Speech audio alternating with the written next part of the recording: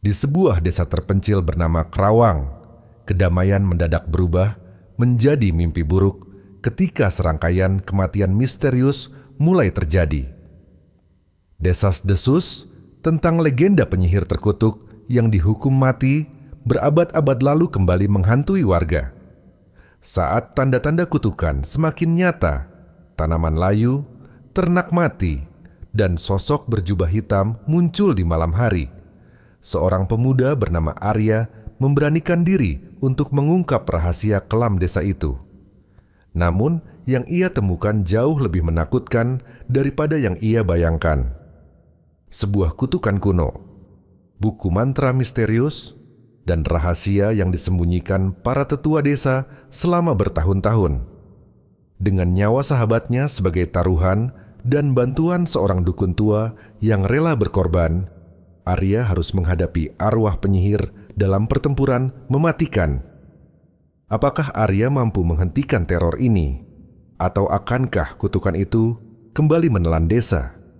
Di tengah kegelapan, harapan, dan pengorbanan menjadi satu-satunya cahaya yang tersisa. Desa yang tenang. Desa Kerawang terletak di sebuah lembah yang dikelilingi pegunungan hijau. Tempat ini dikenal sebagai surga yang tenang, jauh dari hiruk-pikuk kota. Warganya hidup sederhana, bertani, beternak, dan menjalin hubungan erat satu sama lain. Matahari pagi yang menyinari persawahan dan suara burung yang bersahutan selalu menjadi pembuka hari yang damai. Anak-anak berlarian di antara pohon-pohon kelapa dan para lansia menghabiskan waktu dengan bercerita di balai desa. Namun, semua berubah ketika serangkaian kematian misterius mulai terjadi. Awalnya, kematian itu dianggap sebagai takdir biasa. Namun, setelah 3 warga meninggal secara beruntun dalam waktu sebulan, kecemasan mulai melanda. Tidak ada tanda-tanda penyakit atau luka yang terlihat pada tubuh mereka. Sebagian warga mulai menghubungkannya dengan hal-hal supranatural. Pemandangan jenazah yang ditemukan dengan ekspresi ketakutan di wajah mereka semakin memperkuat dugaan itu. Kepala desa, Pak Ridwan, mencoba menenangkan warganya. Ia meminta mereka untuk tetap berpikir logis sambil berupaya mencari penjelasan. Namun, ketegangan semakin memuncak ketika seorang anak kecil ditemukan tewas di tepi sungai desa. Desas-desus mulai merebak bahwa desa itu telah dikutuk. Malam-malam di Kerawang menjadi sunyi dan mencekam. Para warga yang dulu sering berkumpul kini memilih untuk mengurung diri di rumah. Cahaya lampu minyak di setiap rumah terlihat redup, seolah mencerminkan suasana hati mereka yang penuh ketakutan. Desa yang pernah begitu damai kini berubah menjadi tempat yang penuh kegelapan dan rahasia. Apa sebenarnya yang terjadi di Kerawang? Siapakah atau apakah yang menjadi penyebab semua ini? Pertanyaan-pertanyaan itu menghantui pikiran warga. Sementara bayangan kematian terus mengintai mereka. Legenda penyihir hitam. Ketika malam semakin larut dan keheningan mendominasi, para warga yang ketakutan mulai berbicara tentang legenda lama yang hampir terlupakan. Konon, puluhan tahun lalu, seorang penyihir hitam pernah hidup di desa Kerawang. Penyihir itu, yang bernama Nyai Sumirah, dikenal memiliki kekuatan luar biasa yang membuat warga takut sekaligus membencinya. Ia sering dituduh sebagai biang keladi dari berbagai musibah yang menimpa desa, mulai dari gagal panen hingga wabah penyakit. Puncaknya, ketika seorang anak hilang secara misterius, amarah warga meledak. Mereka menangkap Nyai Sumirah dan mengadilinya di depan balai desa. Dengan penuh kemarahan, mereka memutuskan untuk menghukum mati penyihir itu. Namun, sebelum ia menghembuskan napas terakhir, Nyai Sumirah mengutuk desa Kerawang. Kalian akan merasakan penderitaan yang lebih besar dari apa yang aku alami. Kesunyian dan kematian akan menjadi teman setia kalian. katanya dengan suara yang menghantui. Setelah eksekusi itu, kehidupan di Kerawang kembali normal. Warga mulai melupakan kisah Nyai Sumirah, menganggapnya sebagai bagian dari masa lalu. Namun, sekarang dengan serangkaian kematian misterius yang terjadi, legenda itu kembali menghantui pikiran mereka. Beberapa orang mengaku melihat sosok bayangan perempuan tua di malam hari, berdiri di antara pepohonan atau di tepi sungai. "Ini pasti kutukan Nyai Sumirah," bisik seorang warga tua kepada tetangganya. Desas-desus itu menyebar seperti api di musim kemarau, menghidupkan kembali ketakutan yang lama terkubur. Meskipun sebagian warga, termasuk Pak Ridwan, mencoba menyangkalnya, cerita itu sudah terlanjur tertanam dalam benak mereka. Ketakutan terhadap penyihir hitam kini menjadi bagian dari keseharian warga Kerawang.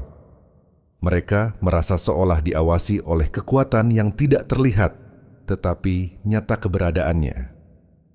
Kutukan itu, jika benar ada, mungkin baru saja dimulai. Kutukan yang bangkit hari-hari di Kerawang semakin gelap. Bukan hanya karena kematian misterius yang terus terjadi, tetapi juga oleh tanda-tanda aneh yang mulai muncul. Pagi yang biasanya dipenuhi, suara ayam berkokok berubah menjadi sunyi. Beberapa ekor ternak ditemukan mati tanpa sebab jelas. Tubuh mereka tergeletak di kandang dengan mata yang terbuka lebar, seolah menyaksikan sesuatu yang mengerikan sebelum ajal menjemput. Di ladang, petani mulai mengeluhkan tanaman yang layu meski dirawat dengan baik. Padi yang seharusnya menghijau kini menguning dan mengering sebelum waktunya. "Ini tak mungkin hanya karena cuaca," ujar Pak Darto, salah satu petani senior desa dengan nada penuh kecemasan. Cuaca juga mulai bertingkah aneh. Tiba-tiba hujan deras turun di tengah hari tanpa awan gelap sebagai pertanda, hanya untuk berhenti mendadak dan meninggalkan genangan air yang berbau anyir. Malamnya, kabut tebal muncul dari arah sungai dan perlahan merayap ke desa, membuat suasana semakin mencekam. Warga desa semakin yakin bahwa ini adalah hasil kutukan Nyai Sumirah. Sebagian mencoba mengadakan ritual doa bersama untuk menolak bala, sementara yang lain memilih untuk diam, tidak ingin memancing amarah kekuatan gelap yang mereka yakini sedang bangkit. Namun, semua usaha itu tampak sia-sia. Ketakutan melingkupi setiap sudut desa. Mereka tahu bahwa ini baru permulaan, dan sesuatu yang lebih buruk mungkin sedang menunggu di depan. Sosok di tengah malam. Ketika malam tiba, desas-desus tentang sosok misterius mulai terdengar. Beberapa warga mengaku melihat bayangan perempuan berjubah hitam di sekitar desa. Ia sering terlihat berdiri di bawah pohon besar di dekat sungai atau berjalan perlahan di tepi ladang dengan langkah yang hampir tidak terdengar. "Aku melihatnya semalam," bisik Bu Sari kepada tetangganya. "Dia berdiri di depan rumah Pak Darto. Wajahnya tertutup, tapi aku bisa merasakan matanya mengawasi." Cerita itu langsung menyebar seperti angin, membuat suasana desa semakin mencekam. Pak Ridwan, kepala desa, mencoba menenangkan warganya. Ia berkeliling memastikan semua orang tetap di rumah saat malam tiba. "Jangan panik, jangan percaya pada bayangan," katanya, meski wajahnya sendiri menyiratkan rasa takut yang sama. Namun, cerita itu terus berkembang. Seorang pemuda bernama Ardi bahkan bersumpah ia mendengar suara perempuan tertawa dari arah hutan. Ketika ia mencoba mendekat, suara itu lenyap begitu saja, meninggalkan aroma bunga yang menyengat. Warga yang dulunya hanya merasa ketakutan, kini mulai merasa diawasi. Malam-malam terasa panjang dan sunyi. Mereka tahu sosok itu bukan sekadar bayangan. Kehadirannya membawa hawa dingin yang merayap ke sumsum tulang, membuat siapapun yang melihatnya tidak berani keluar rumah lagi. Sosok perempuan berjubah hitam itu adalah penanda bahwa kutukan Nyai Sumirah benar-benar hidup. Tapi siapa dia sebenarnya? Apakah itu arwah Nyai Sumirah atau sesuatu yang lebih gelap lagi? Tidak ada yang tahu pasti, dan ketidaktahuan itu menjadi momok paling menakutkan bagi warga Kerawang. Pemuda pemberani. Di tengah ketakutan yang melanda desa, muncul seorang pemuda bernama Arya yang berani melawan rasa takutnya. Arya adalah anak yatim yang tinggal bersama bibinya sejak kecil. Kehilangan orang tua membuatnya tumbuh menjadi sosok yang tangguh dan cerdas. Ia tidak percaya pada takhayul, meski ia tidak menyangkal bahwa ada sesuatu yang aneh sedang terjadi di Kerawang. Kita tidak bisa hanya bersembunyi di balik pintu, katanya kepada beberapa pemuda lainnya yang berkumpul di balai desa. Jika ini benar kutukan, kita harus mencari tahu bagaimana menghentikannya. Jika tidak, kita hanya akan menunggu giliran kita untuk mati. Awalnya, tidak ada yang berani mendukung Arya. Namun, tekadnya yang kuat membuat beberapa warga mulai percaya bahwa ia mungkin satu-satunya harapan mereka. Dengan membawa obor dan pisau untuk berjaga-jaga, Arya memutuskan untuk menyelidiki desa pada malam hari. Ia memulai perjalanannya dari sungai tempat anak kecil ditemukan tewas. Malam itu gelap, hanya diterangi cahaya bulan yang samar. Arya memeriksa setiap sudut, mencari petunjuk yang mungkin terlewatkan. Namun, tidak ada yang mencolok selain keheningan yang menyeramkan. Ketika ia kembali ke desa, langkahnya terhenti oleh suara aneh. Di antara bayangan pepohonan, ia melihat sosok berjubah hitam. Ia tidak lari, tetapi justru mendekat. Sosok itu menoleh ke arahnya, lalu menghilang dalam sekejap. Meskipun takut, Arya yakin sosok itu adalah kunci untuk memecahkan misteri ini. Penemuan buku tua. Keesokan harinya, Arya memutuskan untuk menyelidiki reruntuhan rumah tua di pinggiran desa. Menurut cerita, rumah itu dulunya milik Nyai Sumirah sebelum ia dihukum mati. Reruntuhan itu sudah lama ditinggalkan dan ditumbuhi tanaman liar. Dengan hati-hati, Arya menjelajahi tempat itu. Di dalam puing-puing yang hampir runtuh, ia menemukan sebuah peti kayu kecil yang terkunci. Setelah beberapa kali mencoba, ia berhasil membukanya dengan pisau yang dibawanya. Di dalamnya, ia menemukan sebuah buku tua dengan sampul kulit yang sudah usang.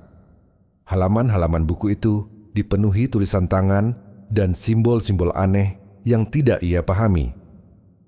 Beberapa bagian tampaknya berisi mantra atau doa dalam bahasa kuno. Namun, yang paling menarik perhatian Arya adalah sebuah catatan yang ditulis dalam bahasa yang bisa ia baca. Kematian hanyalah awal. Mereka yang melawan kehendakku akan merasakan penderitaan yang abadi. Arya menyadari bahwa buku itu adalah peninggalan Nyai Sumirah. Mungkin buku itu menyimpan jawaban atas kutukan yang menimpa desa. Ia membawanya pulang dan mulai mempelajari isi buku itu dengan saksama, meski banyak hal yang sulit dimengerti. Buku tua itu membawa lebih banyak pertanyaan daripada jawaban. Namun, Arya merasa ia semakin dekat dengan kebenaran. Apakah di dalam buku itu ada cara untuk menghentikan kutukan? Ataukah buku itu justru merupakan sumber kekuatan gelap yang selama ini menghantui desa? Arya tahu bahwa apapun yang akan ia temukan, langkahnya tidak bisa berhenti di sini. Rahasia gelap desa. Saat mempelajari buku tua itu, Arya menyadari bahwa banyak hal di desa Kerawang yang tidak seperti kelihatannya. Ia menemukan beberapa catatan yang mengindikasikan bahwa kematian Nyai Sumirah bukan sekadar eksekusi biasa. Ada deskripsi tentang ritual pengikatan yang dilakukan oleh tetua desa pada waktu itu. Ritual tersebut tampaknya dirancang untuk mengunci kekuatan sihir Nyai Sumirah agar tidak mengancam desa lagi. Namun, catatan itu tidak lengkap dan Arya tidak bisa memahami detailnya. Arya memutuskan untuk menemui Pak Ridwan, kepala desa, untuk meminta penjelasan. Ia membawa buku tua itu sebagai bukti. Saat Arya menunjukkan catatan tersebut, wajah Pak Ridwan berubah pucat. "Dari mana kau mendapatkan ini?" tanyanya dengan nada tegang. "Dari reruntuhan rumah Nyai Sumirah," jawab Arya tegas. "Apa yang sebenarnya terjadi waktu itu? Mengapa namamu tercatat di sini bersama nama tetua desa lainnya?" Pak Ridwan awalnya mencoba mengelak, tetapi di bawah desakan Arya, ia akhirnya mengungkapkan sebagian kebenaran. Menurutnya, Nyai Sumirah memang dihukum mati karena dituduh membahayakan desa. Tetapi ada kesalahan besar yang dilakukan oleh para tetua. Mereka menggunakan kekuatan sihir hitam yang sama untuk melawannya, sesuatu yang melanggar aturan alam. "Kami pikir dengan mengikat kekuatannya, desa akan aman," ujar Pak Ridwan dengan suara gemetar. Tapi sepertinya kutukannya tetap hidup, dan sekarang ia kembali. Arya merasa marah dan bingung. Jika para tetua desa adalah penyebab semua ini, maka mereka bertanggung jawab atas penderitaan yang dialami warga Kerawang. Namun, Arya tahu bahwa menyalahkan mereka saja tidak akan menghentikan kutukan. Ia harus menemukan cara untuk memutus siklus gelap ini. Konfrontasi. Pertama, malam itu Arya memutuskan untuk kembali menyelidiki desa, kali ini dengan membawa buku tua dan keberanian yang lebih besar. Ia merasa bahwa untuk mengungkap rahasia kutukan, ia harus menghadapi sosok hantu penyihir itu secara langsung. Di tengah malam, Arya berjalan menuju hutan di pinggiran desa, tempat di mana beberapa warga mengaku melihat sosok berjubah hitam. Cahaya obornya memantul di antara pepohonan, menciptakan bayangan-bayangan yang menari dengan angin. Tiba-tiba, sebuah suara tawa melengking memecah keheningan. Arya berhenti, mencoba menenangkan dirinya. Dari kegelapan, sosok perempuan berjubah hitam muncul perlahan. Wajahnya tersembunyi di balik bayangan tudungnya, tetapi mata merahnya bersinar terang. "Beraninya kau datang ke sini," suara perempuan itu menggema, penuh amarah dan kesedihan. Arya mencoba berbicara. "Jika kau Nyai Sumirah, aku ingin tahu kebenaran. Mengapa kau menghantui desa ini?" Namun, sosok itu tidak menjawab. Sebaliknya, ia mengangkat tangannya, dan angin dingin yang tajam menerpa Arya membuatnya terjatuh. Arya cepat-cepat mengangkat obornya untuk melawan kegelapan. Api obor itu tampaknya membuat sosok itu mundur sedikit, tetapi ia tetap menyerang dengan energi yang menghantam Arya seperti cambukan.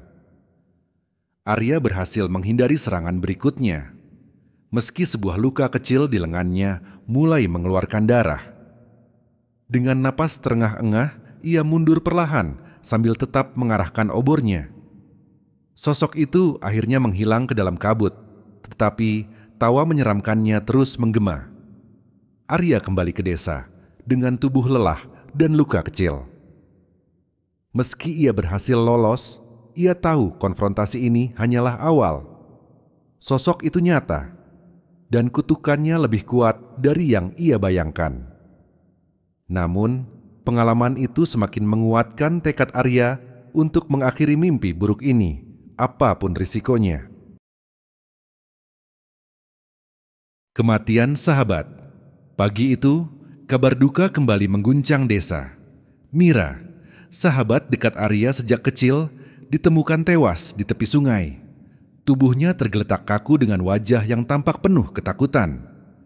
Tangan Mira menggenggam sesuatu, sehelai kain hitam yang lusuh, seperti mencoba memberikan petunjuk sebelum ajalnya tiba.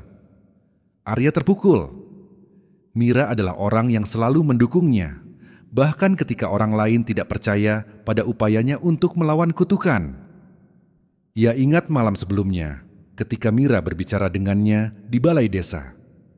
"Aku tahu kau bisa mengakhiri ini, Arya. Tapi hati-hati, penyihir itu tidak akan tinggal diam." Kata-kata itu kini menjadi luka yang mendalam.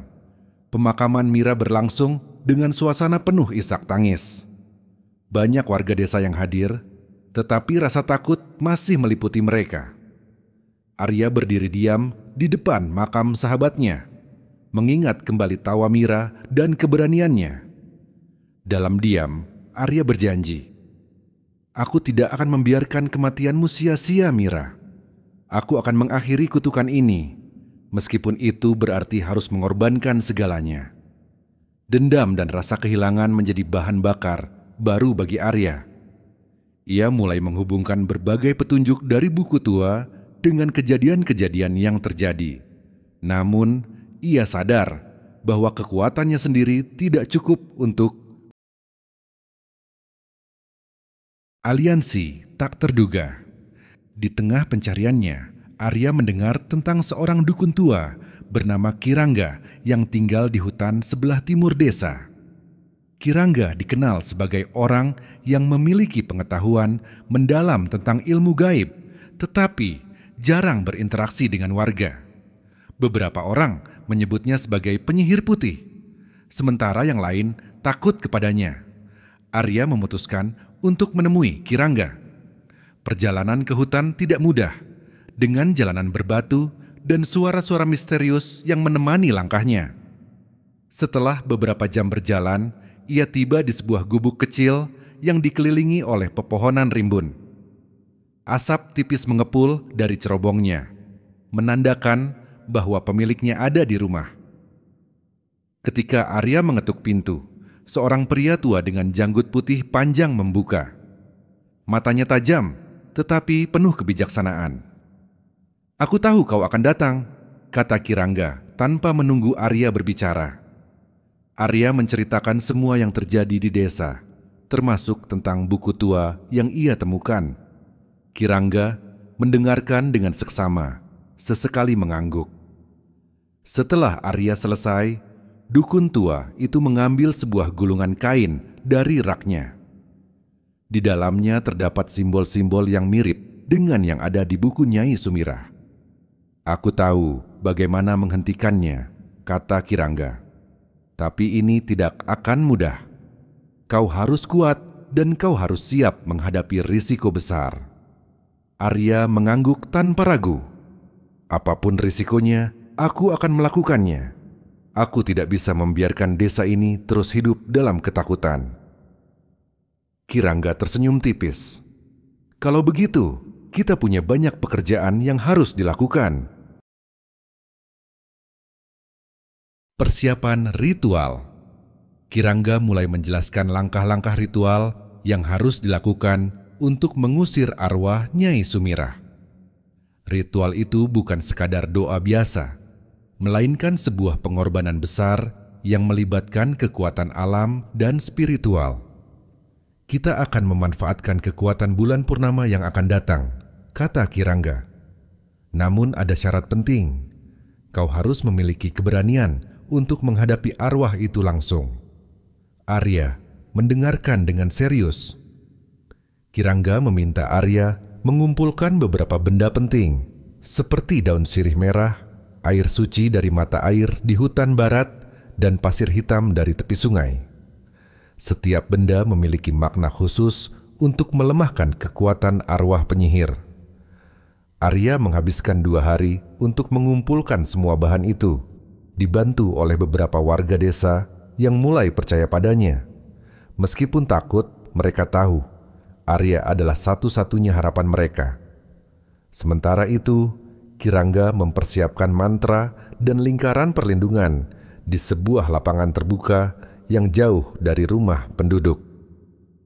Lingkaran itu dibuat dari garam dan daun klor, dengan simbol-simbol kuno yang ditulis di sekelilingnya. Di tengah lingkaran, sebuah kendi besar ditempatkan yang nantinya akan digunakan untuk menahan arwah Nyai Sumirah. Kita harus melakukannya dengan cepat, ujar Kirangga. Jika ritual ini gagal, kutukan akan semakin sulit dihapus. Meski sudah siap secara fisik, Arya tahu bahwa mentalnya akan diuji. Ia mengingat wajah Mira dan semua orang yang telah menjadi korban. Ia tidak boleh gagal. Malam penuh teror. Malam itu, sebelum ritual dimulai, ketenangan desa pecah oleh suara jeritan. Sosok berjubah hitam muncul di tengah-tengah desa, melayang di udara dengan aura kegelapan yang mengerikan. Nyai Sumirah telah menunjukkan kekuatannya, dan serangannya kali ini jauh lebih brutal. Rumah-rumah terbakar tanpa sebab, pintu-pintu terbuka sendiri, dan angin kencang menerbangkan atap-atap. Warga yang mencoba melarikan diri dihentikan oleh bayangan hitam yang muncul entah dari mana. Dalam sekejap, beberapa orang ditemukan tewas dengan mata terbuka lebar, sama seperti korban-korban sebelumnya. Arya dan Kirangga yang berada di tempat persiapan ritual mendengar keributan itu. Dia mencoba mengacaukan kita, kata Kirangga. Tapi kita tidak boleh teralihkan. Ritual ini harus segera dimulai. Namun Arya tidak bisa tinggal diam. Ia berlari ke desa, mencoba menyelamatkan siapapun yang masih hidup. Dengan obor di tangannya, ia berhasil membantu beberapa keluarga keluar dari rumah yang terbakar. Tetapi setiap langkahnya terasa semakin berat.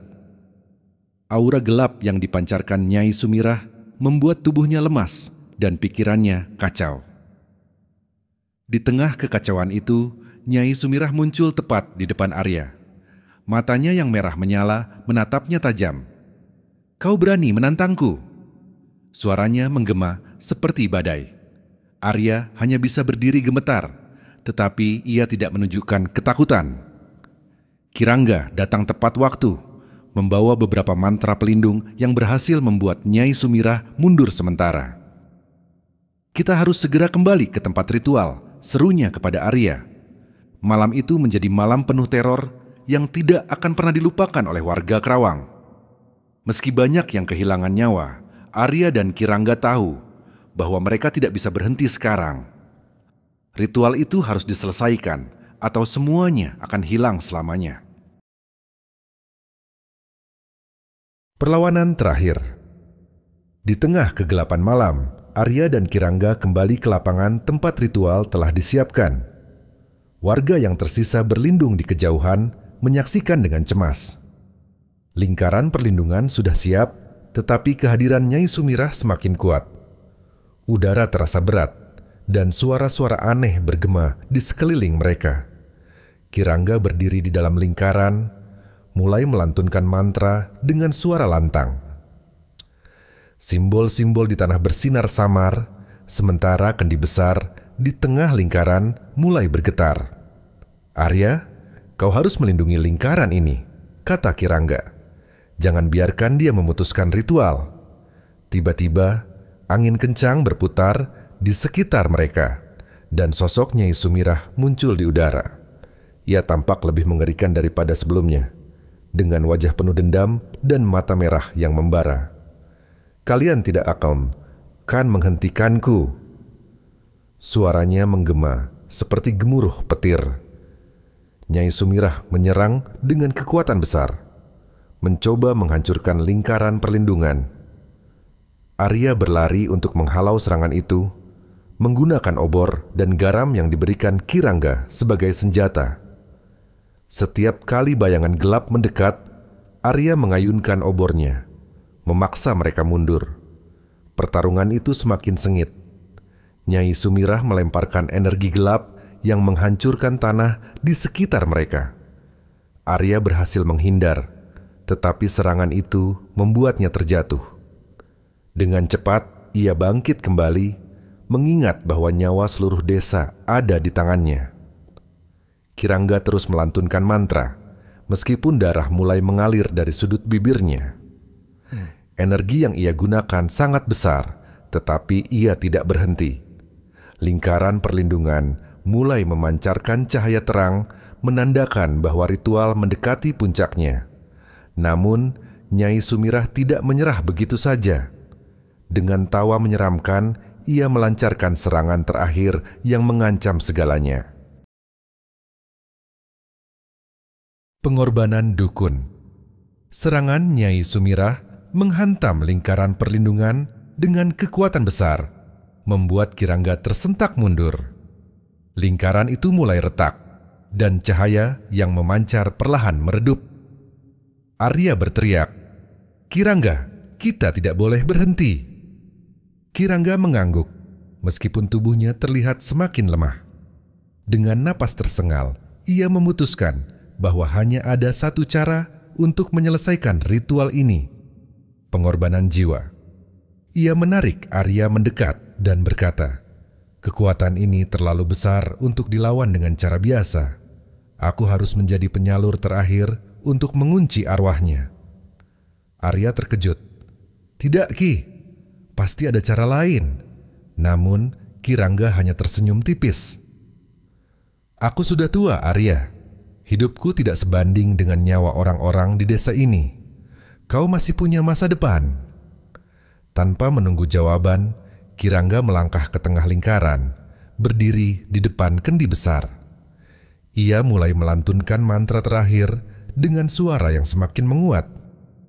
Tubuhnya memancarkan cahaya terang, dan energi dari lingkaran perlindungan kembali bersinar dengan intensitas yang luar biasa. Nyai Sumirah melancarkan serangan terakhirnya, tetapi cahaya dari Kirangga menghentikannya. "Tidak, aku tidak akan kembali," teriak Nyai Sumirah dengan amarah yang membelah malam. Namun, kekuatannya tidak lagi mampu menandingi energi yang dipancarkan dari ritual itu. Dengan satu seruan terakhir, Kirangga menyelesaikan mantranya. Cahaya terang melesat dari kendi, menghisap arwah Nyai Sumirah ke dalamnya. Suara tawa penyihir itu berubah menjadi jeritan sebelum akhirnya menghilang. Ketika ritual selesai, Kirangga jatuh ke tanah. Tubuhnya mulai memudar menjadi debu. Sebelum lenyap sepenuhnya, ia tersenyum kepada Arya. "Jaga desa ini baik-baik." Arya berdiri diam, menatap kosong ke tempat Kirangga berdiri. Meski kehilangan sosok bijak itu, ia tahu pengorbanannya tidak sia-sia. Ketenangan yang rapuh. Fajar menyingsing di desa Kerawang, menghapus bayangan kelam yang meliputi malam sebelumnya. Warga yang selamat berkumpul di lapangan tempat ritual berlangsung, menyaksikan sisa-sisa lingkaran perlindungan yang kini hening. Tidak ada lagi suara tawa Nyai Sumirah. Tidak ada lagi bayangan hitam yang meneror mereka. Untuk pertama kalinya dalam waktu yang lama, udara terasa tenang. Namun, di balik ketenangan itu, hati Arya tidak sepenuhnya lega.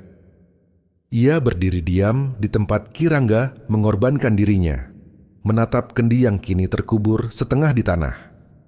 Kendi itu terlihat biasa saja, tetapi Arya tahu bahwa di dalamnya tersimpan kekuatan gelap yang bisa bangkit kapan saja jika tidak dijaga. Warga desa mendekatinya. Beberapa dari mereka meneteskan air mata. Pak Ridwan, kepala desa, menepuk bahu Arya dengan berat. "Kau telah menyelamatkan kami semua.